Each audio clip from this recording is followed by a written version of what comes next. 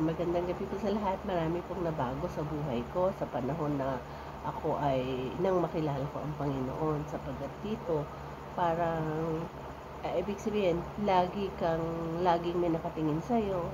So hindi ka nag-iingat ka sa kilos mo, sa pananalita mo.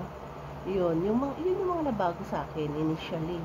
Mga pag-iingat na hindi dapat mag ano yung Holy Spirit, na hindi ako kumilos ng hindi ako para hindi mapighati ang Holy Spirit.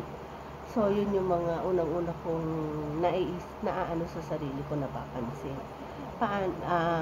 Natanggap ko ang Panginoon nung ako ay second year high school sa Roosevelt, kasi noon after lunch may mga groupings. Ngayon merong group ng mga Kristiyano na nagsi-share sila.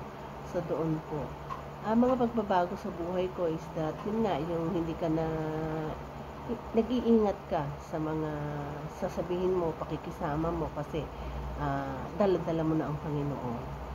Ayan, naka-apekto ang buhay ko, na karoon ng kalakasan, dagdag na kalakasan dahil sa PWD fellowship. Kasi dito po tayong mga PWD, malaki ang part ng PWD fellowship, mga pagtitipon na kagaya ng ganito, sapagkat dito po tayo kumukuha ng lakas. Salamat sa Panginoon.